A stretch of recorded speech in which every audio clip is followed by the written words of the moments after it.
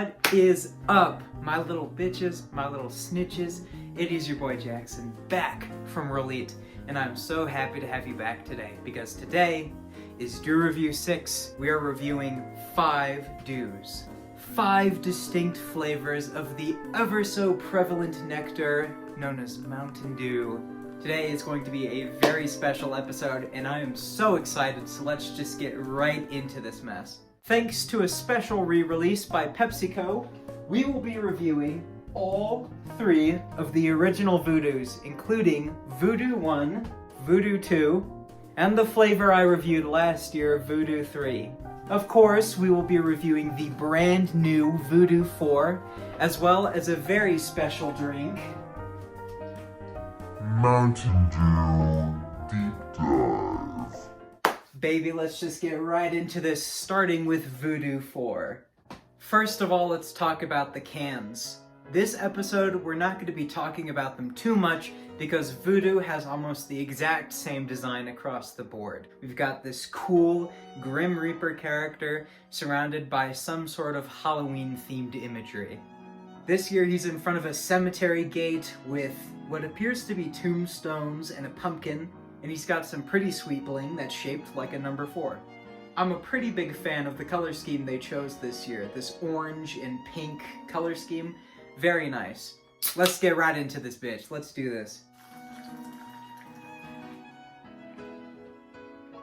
Much like last year, this drink has precluded me. I have been spending countless moments drinking this beverage and just trying to think of what it could possibly be. It's got a pretty fruity flavor. I've seen people compare it to grape, but I don't really see it. For me, this is a pretty easy decision. I think this is flavored to be like Sour Patch Kids. It's a pretty good flavor. Not as good as last year, but it's still pretty good. Up next, we have Voodoo 1 from 2019. Of course, this is Voodoo's first outing, and when it comes to the packaging, it is a good first start. This is an interesting color scheme. The oranges and the purples, very Halloween-y. The purples have a lot of depth in them too. There's these clouds in the distance that are made with halftones in a slightly lighter color. They have really nice shape, they have really nice value. It's just great all around. There's this very interesting haunted house in the background that is very intricate, and there's these branches everywhere that look very cool. This has a very strange odor to it. That's the only way I could describe it, an odor. This is not fun to smell. I'm not even sure how to describe it. It's not sweet, it's not sour, I don't know what the fuck this is.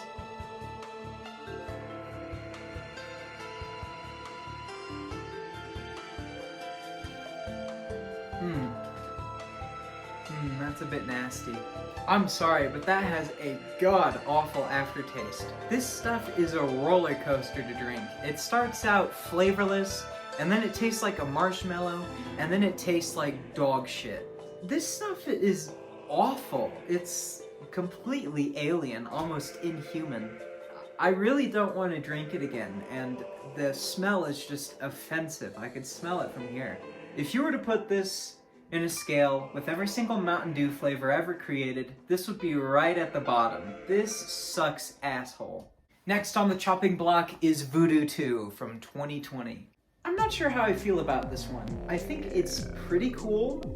The color scheme is a bit egregious, but it's also kind of cool. I do like the overall shape language here. It's very obvious that it's supposed to look sort of surreal and abstract. There are very sharp angles like torn fabric, but then there's also kind of round angles at the top that look like blood splatters or something. These faces are very cool, and I really enjoy how they used the color scheme on the Grim Reaper here. The artists at Mountain Dew really know how to use value and line weight to make really impactful artwork. Let's crack this bitch open. Interesting smell. It's not very strong, but it smells like Smarties, possibly. Interesting. Not very good, but interesting. It is better than whatever god-awful shit Voodoo 1 was, but It's definitely not the best. The flavor is somehow weak and abhorrent at the same time. I have a very negative bias towards Smarties, and I can obviously tell that this is modeled after Smarties. It just wears it on its sleeve. I'll have to verify later, but I'm very sure that this is supposed to be flavored like Smarties. I knew Voodoo 1 was candy corn flavored, but if I didn't know any better, I thought it would just be a very bad attempt at a marshmallow flavor. These two are kinda in the same boat. I'm not the biggest fan of them, at all. If you were to put these on a scale with every single Mountain Dew flavor ever created, these would be right at the bottom. Voodoo 2019 would obviously go above Flamin' Hot, and Voodoo 2020 would not be far ahead. We already know that things are looking up because this is Voodoo 3 from 2021, the Dew that I reviewed last year. I'm very excited to be reviewing this one again because, honestly, the video I made last Halloween was dog shit. So consider this a bit of an HD remaster, considering I have improved the set very much. The blues they've chosen for this are just striking, and the yellow they chose is a perfect shade to get just the right color contrast. I already thought the artwork was cool, but in this Tallboy can, you could really appreciate it a lot more. Of course, the print is bigger and clearer, which helps, but you get much more of the actual environment surrounding the character. The cloud pattern they've decided to use for this is amazing! The gates behind him are so imposing, and it's crazy the kind of perspective they were able to convey here. Very cool. This artwork has a lot of depth.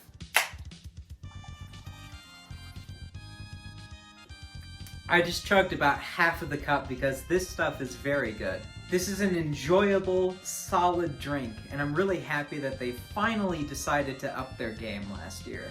Judging by the last two flavors I've had, which I've never had before, it seems like PepsiCo was really leaning on the mystery gimmick to get sales here. So I'm very happy that Voodoo 3 and Voodoo 4 are pretty delicious, honestly. Voodoo 3 specifically has an almost perfect mix of sweet and sour, in my opinion. It definitely takes cues from that Halloween candy influence, but it's also just a good soda in general. It's got a vibrancy to it that I just can't describe. I predicted last year that this tasted like Pixie Sticks, but it appears I was wrong. Voodoo 3 was actually revealed to be Starburst flavored. I really don't see it. I still don't taste the Starburst influence, but Mountain Dew has failed before at replicating other flavors. Finally, we are looking at a very special and elusive flavor today, Baja Deep Dive. Last summer graced us with some delicious Mountain Dew flavors. We got the return of Typhoon, a fan favorite, and Mango Gem, which is just... I can't stop thinking about it. But along with the usual suite of Baja flavors, they promised that certain winners of a sweepstakes would win this special Canceled Baja flavor. very creepy can, honestly. They really replicated that effect of like, oh shit, maybe I shouldn't have this. Is it cool that I have this? Is it legal? I don't know. The can in general is just very menacing, but it's also the composition. It's very claustrophobic. We see the glimmer of the surface above, but etched right next to it are the words, "Don't enter." The experience of pouring and looking at this thing is very similar to Baja Blast, but it's different in pretty significant ways. When you first pour it in, it appears to have the same exact shade of blue as Baja Blast, but as you look deep, it appears to have this very deep shade of green. It also smells different. It's kinda like Baja Blast, but it's a bit more pungent. I can see why they canceled this. It's not the best soda I've ever had. It's actually not very good. It's not absolutely offensive like some of the drinks we've had today, but I could definitely see why they decided not to release this. If we're to believe this was created back in 2021, I could definitely see how putting this out there might be a bad decision. It's not all too different from Baja Blast, but it's not as good either. Releasing what is essentially an inferior version of Baja Blast would not be very good for trying to promote these new flavors. I'm glad they decided to go with completely new drinks with different flavor profiles and color schemes. I'm a big fan of lost media and preservation, so to see something similar to that being done by soda companies is incredibly interesting to me. I hope one day they decide to release that incredibly mysterious Happy Dew Year flavor. We don't even know what it tastes like. Some people say it was supposed to taste like champagne, and some people say it was flavored like peach. Apparently that new Mountain Dew Honeydew flavor that was supposed to come out next year was cancelled also. That's a shame. I was really excited to try that. Well, there it is, folks. I think that's all of the Mountain Dew flavors that were released in fall of 2022. This was a very interesting lineup to look at today, and I really hope you guys enjoyed the episode. Thank you so much for watching. I love you all, and peace.